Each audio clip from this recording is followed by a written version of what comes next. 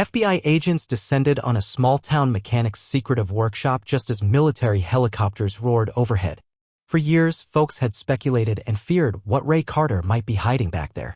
But the truth they were about to uncover would turn everything they thought they knew about him upside down.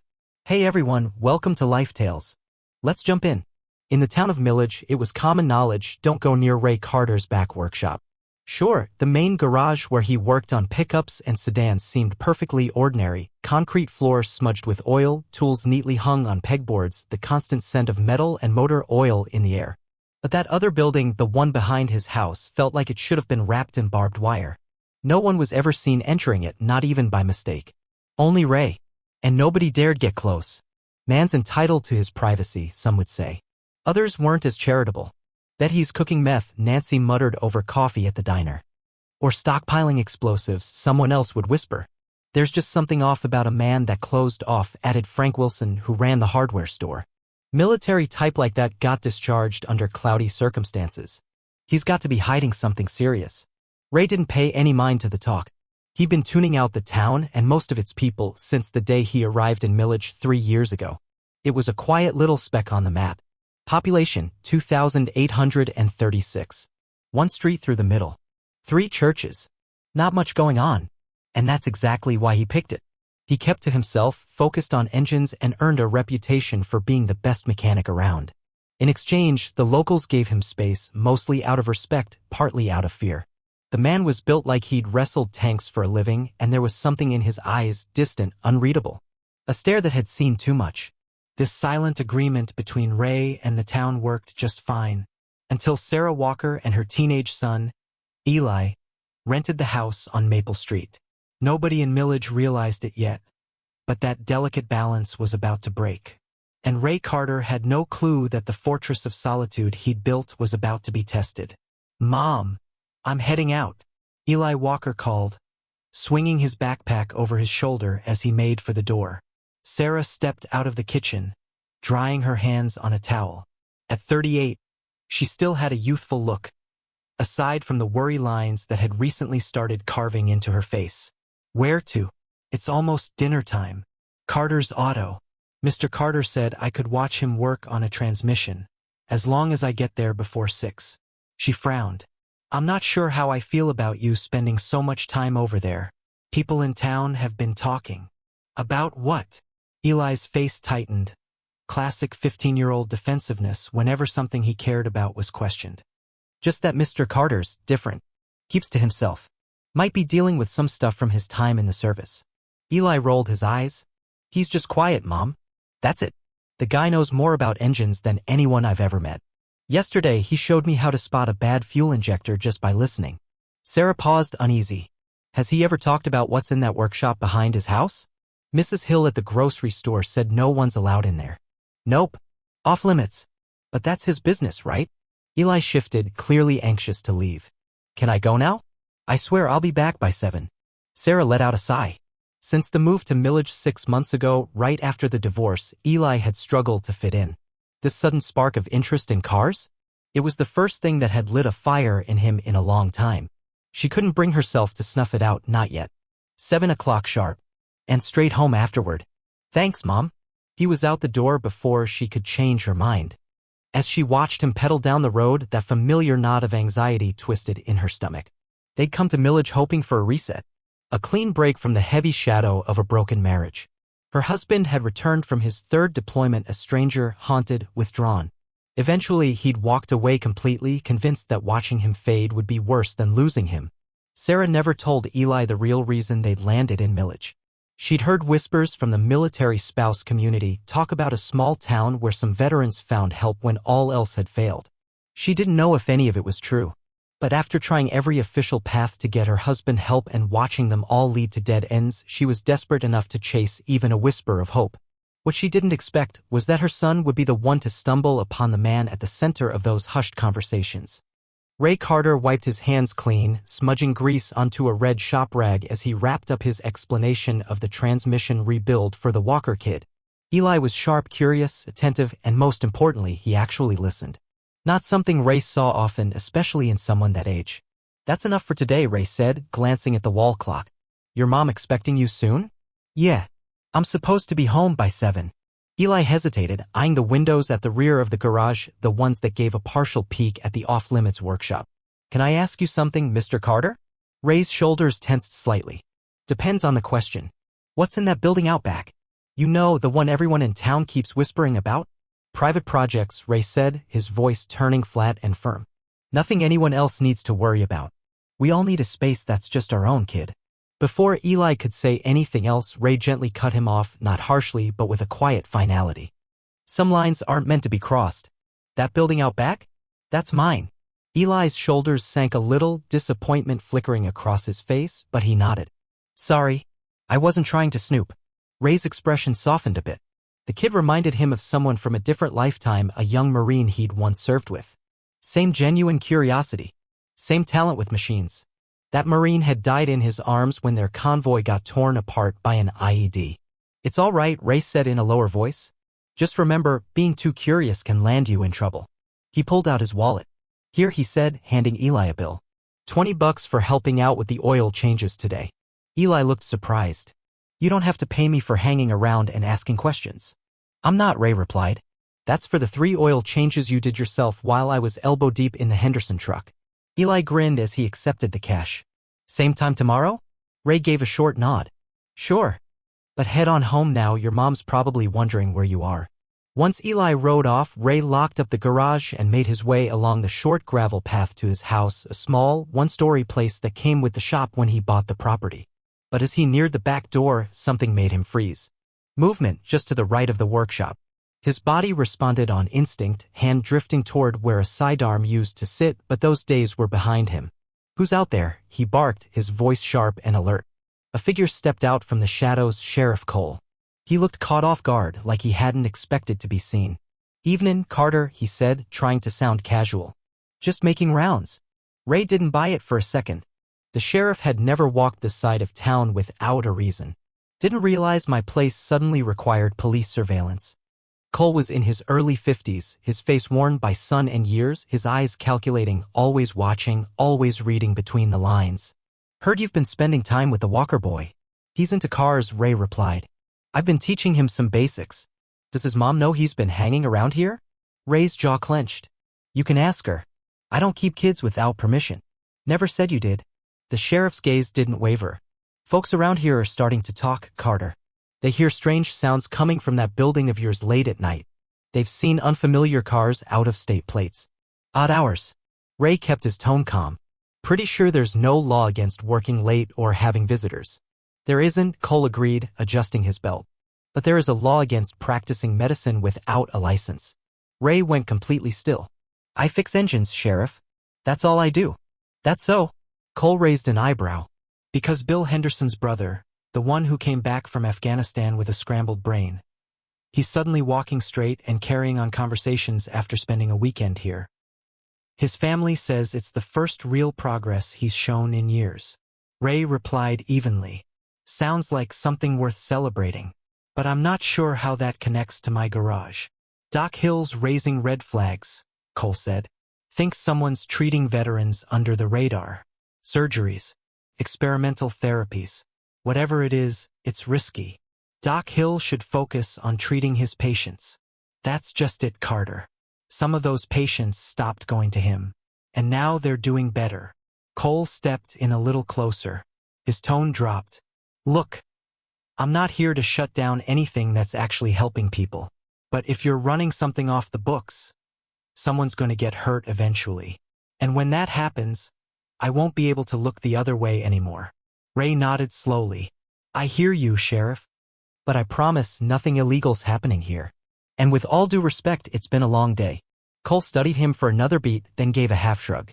All right, but this isn't the end of the conversation. Be careful, Carter. Not everyone in towns is willing to give you the benefit of the doubt. Ray watched as the sheriff disappeared down the driveway, and that old pressure began to build in the back of his head, the kind of tension that never truly left. The signs were all there now, people paying too much attention, asking the wrong questions, sniffing too close to things they weren't supposed to know. Time was running short. He'd either need to relocate the operation, shut it down entirely, or take drastic measures to protect it. But shutting it down would mean walking away from the very people who needed him most. People who had been left behind by the system. Men and women like his fallen teammates who didn't survive long enough to get the help they deserved. Ray stepped into his house, locked the door tight behind him, and went straight to a drawer only he had the key to. Inside was a secured satellite phone. He picked it up without hesitation. He needed to warn the others. And starting tonight, he had to be a hell of a lot more careful about who he let near that garage.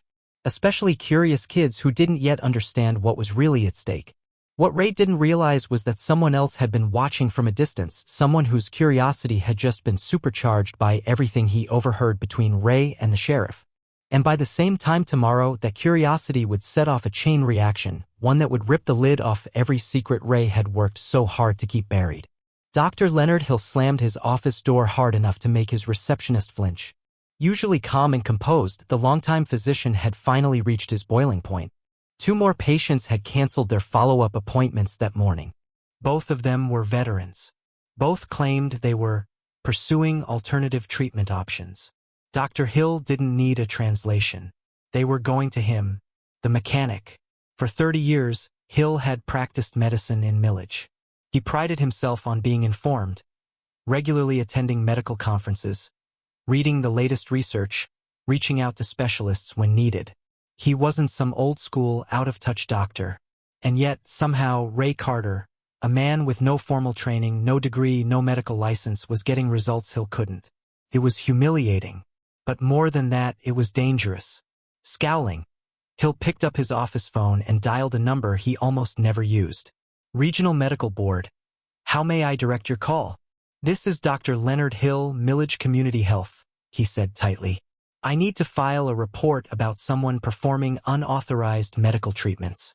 He gave them the information they requested, answered every follow-up question, and then hung up the phone with a strange mixture of satisfaction and unease swirling in his chest. What if Carter really was helping these veterans? Wouldn't shutting him down do more harm than good?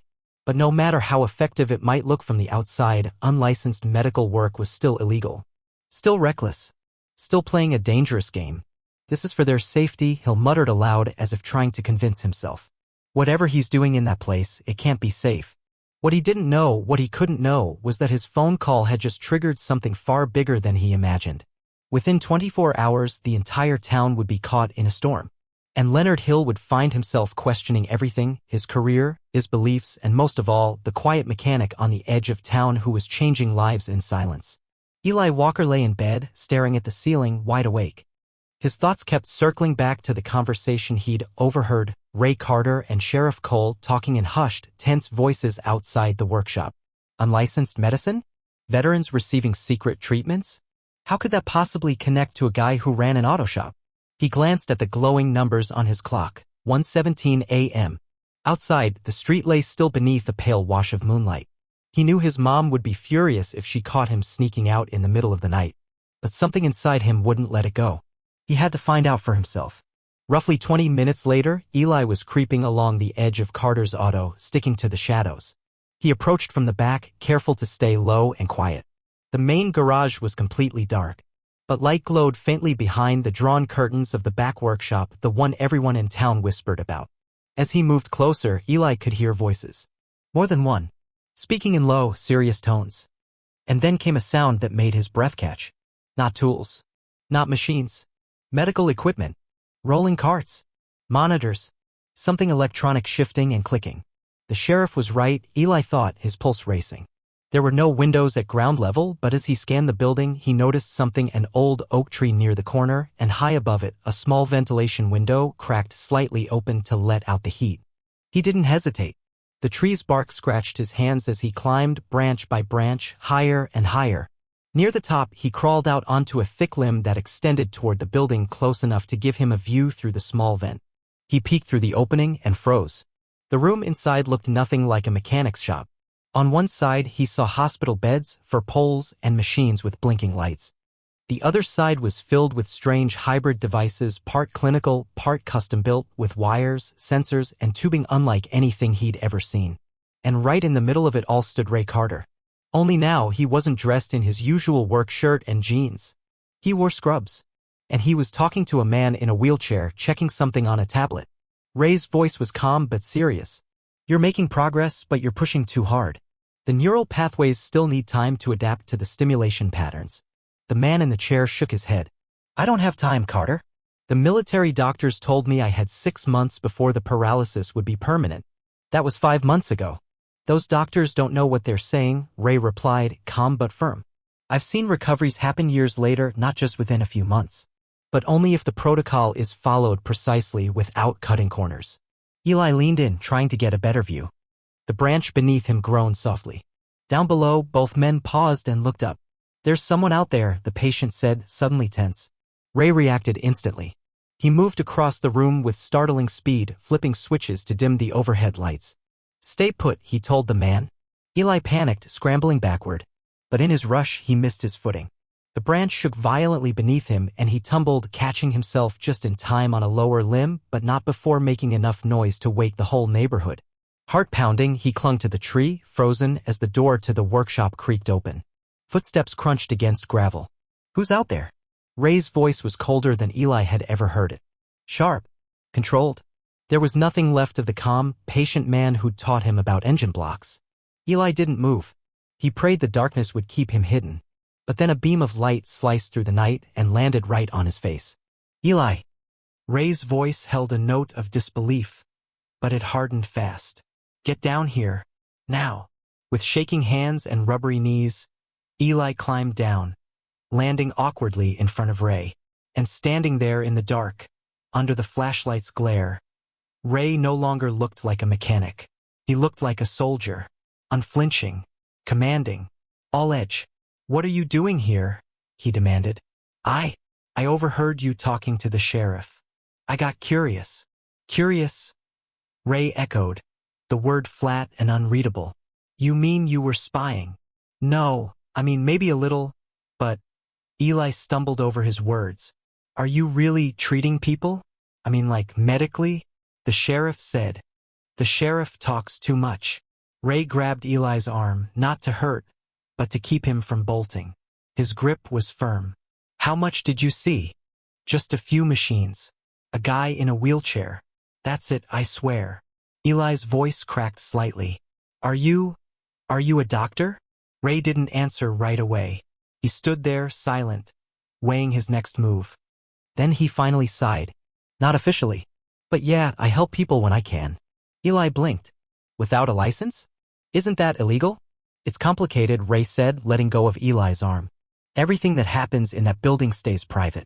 The people who come to me, they've run out of options. They've been failed by the very systems that were supposed to help them. If what I do gets exposed, I go to jail, and worse, they lose the last lifeline they've got.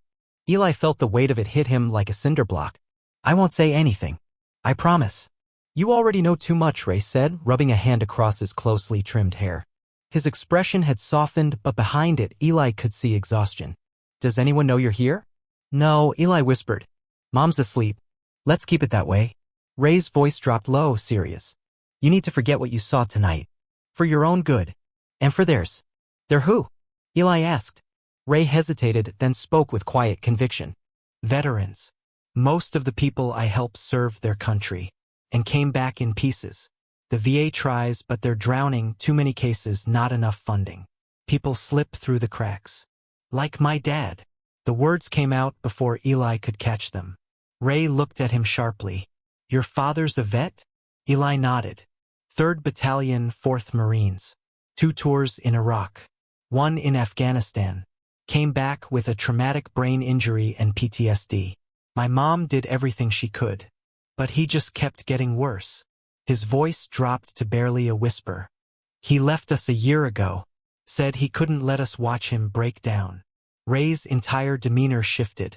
Something in his expression cracked. An old memory surfacing. The kind that carried weight and regret. I'm sorry, he said quietly. That's tough, kid. Eli looked up. Could you have helped him? With what you're doing here? Ray didn't answer immediately. Maybe, he finally said. Every case is different. From inside the workshop, someone called out for Ray, his patient, waiting. I've got to get back, he said. You need to head home. Then he paused and met Eli's gaze with unwavering intensity. And Eli, not a word about any of this. Especially to your mother. Understand. Eli nodded, though his chest was tight with guilt. Lying to his mom felt wrong, but somehow betraying Ray's trust felt even worse. Can I come back sometime? Just to learn. Ray's response was firm, immediate. No.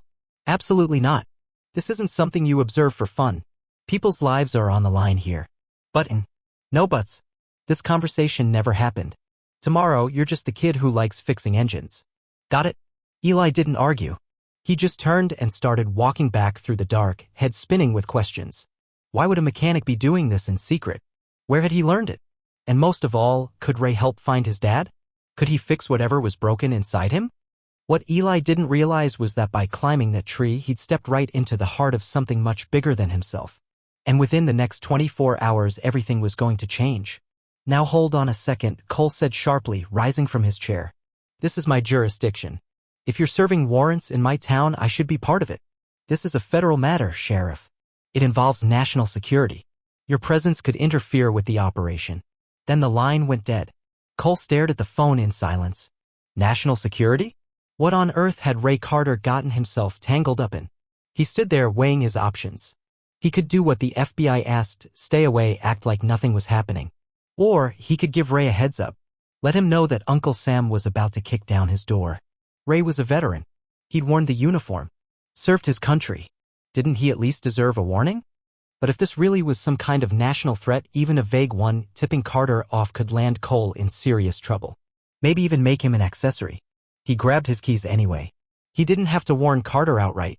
But he could drive by, get a read on things, maybe talk to him if the moment felt right.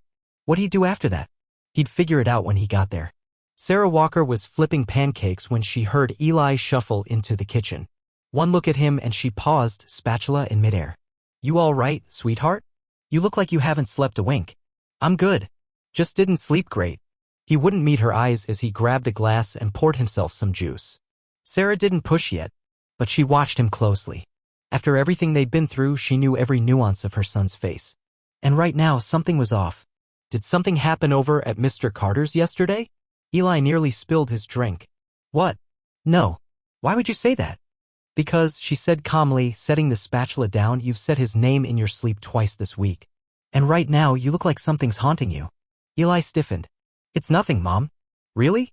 She sat down across from him. Eli, if something's going on, I need to know. Did Mr. Carter do anything inappropriate? What? No. Mom, seriously, it's not like that at all.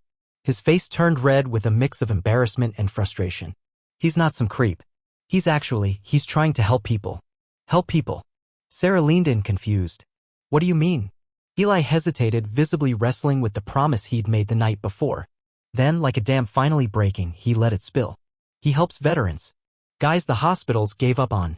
I think he might even be able to help Dad. Sarah's breath caught in her chest. What are you saying? How do you even know that?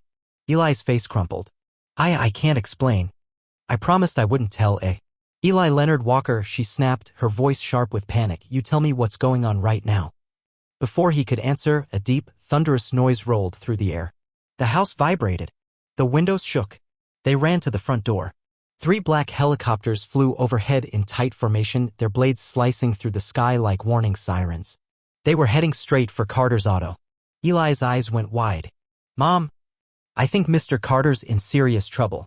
And just like that, he bolted, grabbing his bike and flying down the street before Sarah could stop him. Eli, wait, she shouted after him. But he was already gone. She didn't waste another second. She snatched her car keys off the hook and ran out the door. Whatever was going down, her son was caught in the middle now. And that meant she wasn't staying on the sidelines. Ray had been up since before dawn. He'd known this day was coming ever since his tense run-in with the sheriff. He just hadn't expected it to arrive quite so fast. The moment he heard the thudding rotor blades echoing overhead, he moved into action. Step 1. Fire off a set of encrypted messages to his network. The directive was clear: go dark immediately. Step 2. Transfer all patient data to encrypted drives. Nothing could be left behind. Step 3. Lock it all down and brace for the storm.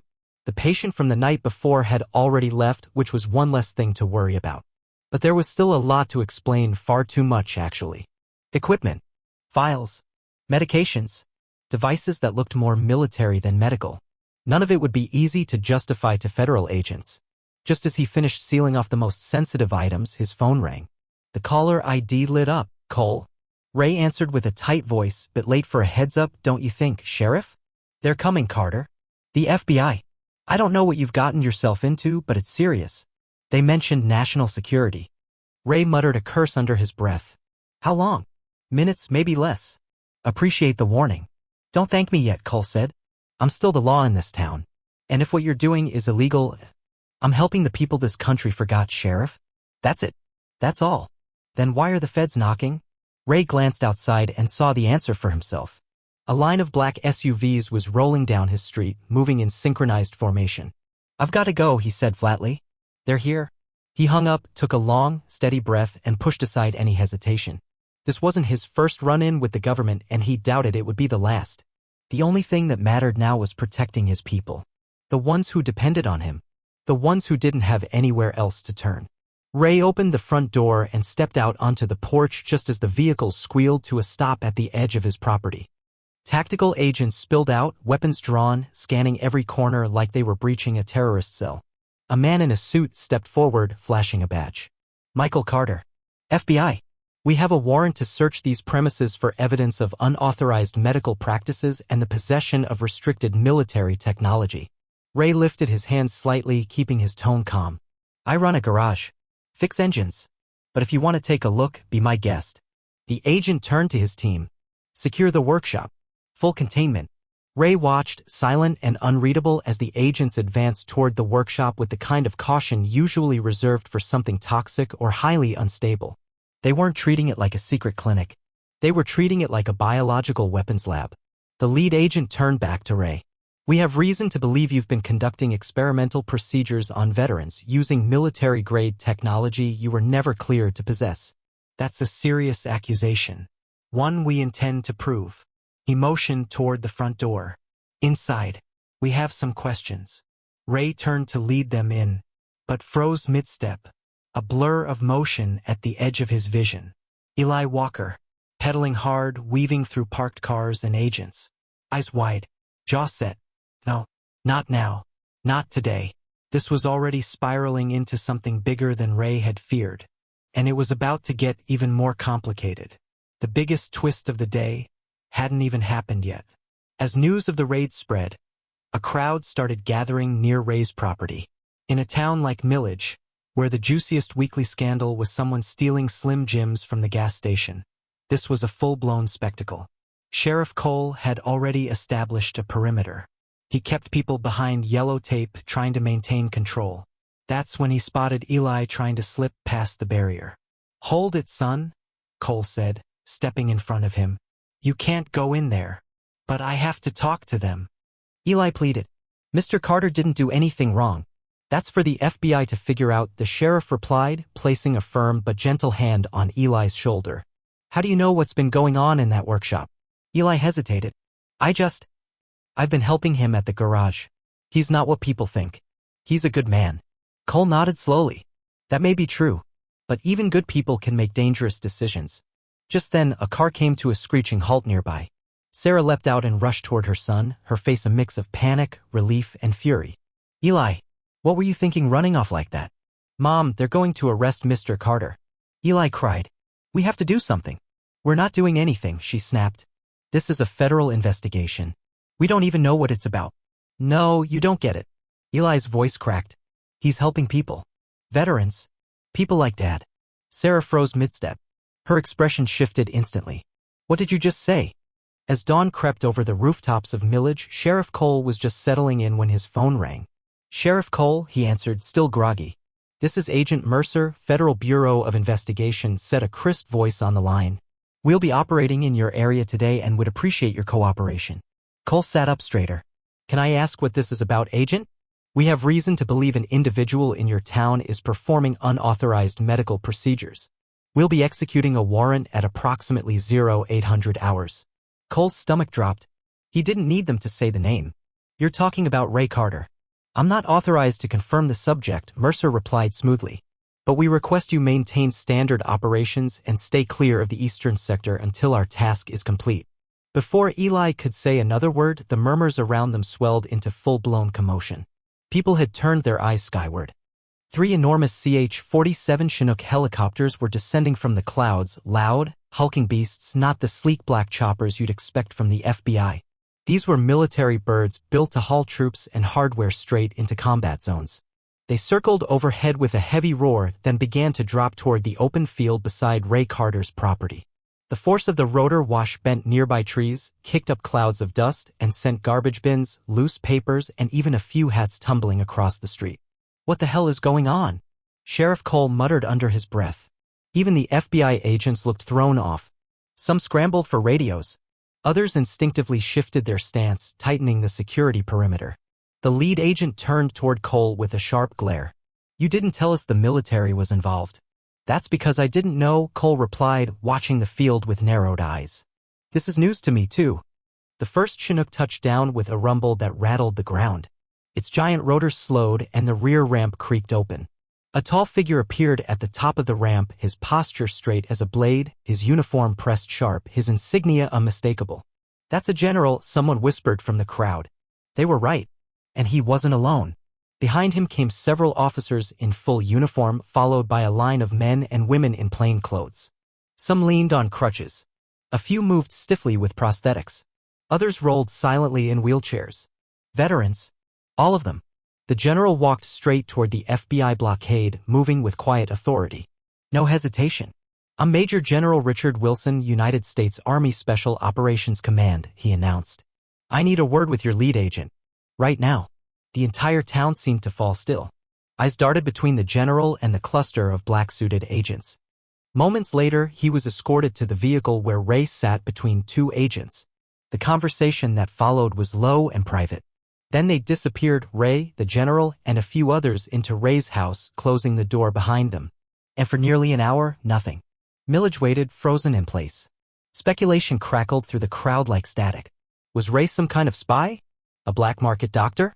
A threat to national security? Then finally the front door opened. The lead FBI agent stepped out first. Then the general. And then Ray Carter himself. Not cuffed. Not restrained.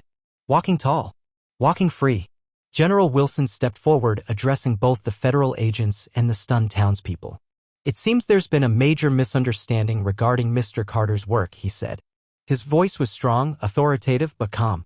"After reviewing the materials and speaking with him directly, we found no violation of law that warrants federal action. The FBI will stand down effective immediately." A wave of disbelief rippled through the crowd. "But what about the unauthorized procedures?" the lead FBI agent pressed. "The restricted tech?" "Mr. Carter is working under special authorization from DARPA, the Defense Advanced Research Projects Agency," the general clarified. "He's part of a classified pilot program exploring advanced rehabilitation for combat-related injuries. His involvement has been fully sanctioned." Eli tugged on Sarah's arm, his voice barely above a whisper. "See, Mom? I told you. He is helping people." The general wasn't finished. "Mr. Carter's contributions have been critical," he continued. "His techniques, developed through years of service and personal innovation, are helping to rewrite how we treat traumatic brain injuries and spinal cord damage. Dozens of veterans who had been written off by conventional medicine are now walking, working, living again because of what's been happening right here." The crowd's confusion started to shift. Awe took its place. The reclusive, grease-stained mechanic that most of them had whispered about for years had been quietly revolutionizing military rehab beneath their noses. Veterans who had arrived with the general now stepped forward one by one. They didn't need to say anything. Their faces said enough. Some embraced Ray. Others shook his hand. A few simply placed a hand on his shoulder. Every gesture carried the same message, "Thank you." Pushing through the crowd with a red face and stiff posture came Dr. Leonard Hill. He looked like a man struggling to believe what he was seeing. "This is ridiculous," he snapped. "I've been practicing medicine for 3 decades. Are you seriously telling me that a mechanic, someone without a medical degree, managed to develop treatments that leading neurologists haven't even dreamed of?" One of the veterans, an older woman leaning on forearm crutches, turned to face Dr. Hill with quiet strength. "Mr. Carter served as a Special Forces medic," she said. "He had advanced training in battlefield trauma and combat zone rehabilitation. Before his own injury, he was part of a classified unit working on emergency medical procedures for operators in remote environments, places where backup and hospitals weren't an option." Someone in the crowd called out, "What happened to him?" The woman looked toward Ray, waiting. He gave her a subtle nod. 7 years ago, she continued, his team was testing experimental rehab protocols when an explosion tore through their facility. 3 members of the unit died. Master Sergeant Carter survived, but he was left with a traumatic brain injury. She turned slightly, gesturing toward the veterans behind her. Men and women scarred by war, standing tall. The techniques he and his team created saved our lives when every other path led to dead ends. Sarah felt like the air had been sucked from her lungs. Traumatic brain injury. The same diagnosis as Mark. General Wilson stepped forward again, his tone crisp and direct. After Mr. Carter's medical discharge, his work continued unofficially. Once we discovered just how effective his results were with veterans that the VA had all but given up on, we brought him into a classified partnership. His background in mechanics made him uniquely valuable in designing field-capable treatment systems, portable, rugged, and adaptable for combat environments. From the crowd, Eli raised his voice just enough to carry. So, he's not in trouble? A brief smile flickered across the general's face. No, son. Far from it. We're here to expand Mr. Carter's resources and to formally recognize the critical work he's done. As the reality of the situation settled in, all eyes turned to Ray. He stood still as stone, clearly uncomfortable with the wave of attention. Sheriff Cole stepped up beside him with a half-smirk. You could have given me a heads-up, Carter. Might have saved the town a bit of panic. Ray glanced at him sideways. It was classified, Sheriff. I wasn't exactly free to talk. Then his eyes shifted toward the crowd and locked on Eli. But some people, he added, have a way of uncovering secrets whether you want them to or not. Eli flushed with guilt but didn't back down. I knew you were doing something good. That was when Sarah stepped forward. Her hands were shaking, her heart pounding. Mr. Carter, Master Sergeant Carter, she said, her voice trembling. My son believes you might be able to help my husband. Ray's stern demeanor softened. I'd have to look at his medical records first, Mrs. Walker. No way to know without more information. That's the problem, she said, barely above a whisper. We don't know where he is. Her voice cracked. When his condition got worse, he left. Said he didn't want us watching him fall apart. That was over a year ago. We haven't heard a word since. Ray's expression darkened, a flicker of recognition crossing his face. Too many times he'd heard stories just like this. What's his name? He asked quietly. Staff Sergeant Mark Walker. 3rd Battalion, 4th Marines. Ray turned toward one of the officers at his side. The man gave a short nod and pulled out a secure satellite phone, already moving to place a call. Ray faced her again. His voice gentler now. Mrs. Walker, if your husband's checked in anywhere, any clinic, shelter, or program, we'll find it. The veteran network is deep. If he reached out, there'll be some kind of record. For the first time in what felt like forever, Sarah felt a glimmer of something she hadn't dared to feel in months. Hope. She hadn't been sure what to believe when they came to Millage, only that she was out of options. Desperation had brought her here. Whispers and rumors were all she had left. And somehow her son's quiet curiosity had led them straight to the heart of those rumors. The tension slowly began to ease as the immediate crisis dissolved. FBI agents, clearly overruled by the military presence, packed up their gear and retreated, leaving the scene with expressions that ranged from frustrated to stunned. Ray stood quietly near the edge of the workshop, now surrounded by both uniformed personnel and the very veterans he'd helped. For the first time in years, he wasn't standing alone. People from town, neighbors, skeptics, former critics began approaching him. Not with suspicion anymore, but with hesitant admiration. Frank Wilson, the hardware store owner who once called Ray dangerous, shook his head in disbelief. You've been here 3 years, he said. And none of us had the faintest clue what you were really doing. Helping wounded vets right under our noses. Ray gave a small shrug. That was the point, Frank.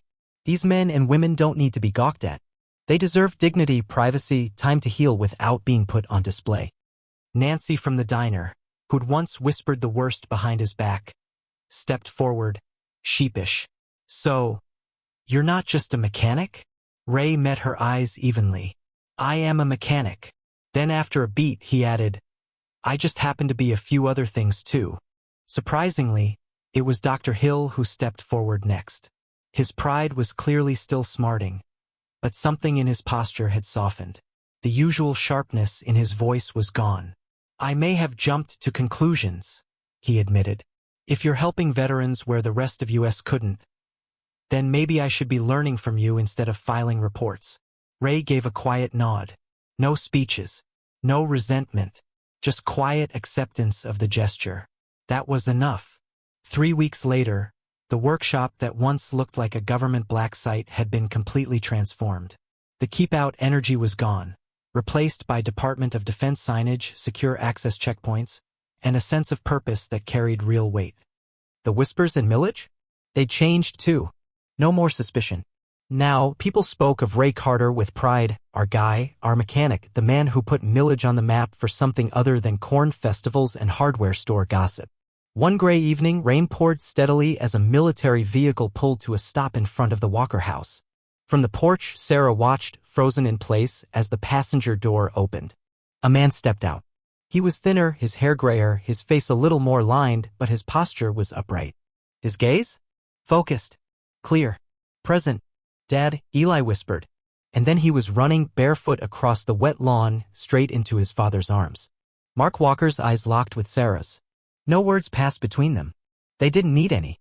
In the pouring rain, the three of them came together in a long, quiet embrace, full of tears, trembling shoulders, and the kind of relief that had no sound. Across the street, inside his truck, Ray watched from behind the wheel. Then, without a word, he started the engine and pulled away, his headlights disappearing into the mist. Some reunions, he believed, were meant to happen without an audience. In the months that followed, Millage began to shift. Ray's once secretive workshop grew into a fully licensed, quietly renowned research facility. Veterans began arriving from across the country, some limping, some silent, most carrying stories they hadn't told in years.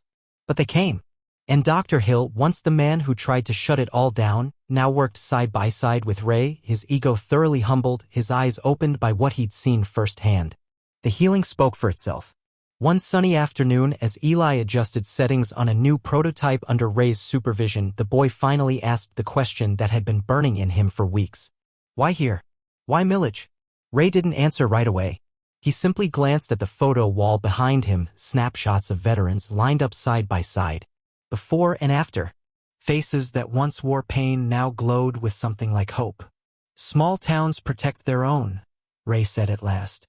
Ray Carter never set out to be recognized. He wasn't chasing medals, headlines, or praise. All he ever wanted was to help the ones left behind. But sometimes, the biggest healing starts with truth, with dragging secrets out of the dark, and letting a town see the quiet hero they almost missed. The man they feared was the one they'd been needing all along. Loved this story? Hit that like button and subscribe to Tales Unveiled for more true and incredible stories just like this one. And don't go far. Your next video is already waiting on screen. See you there.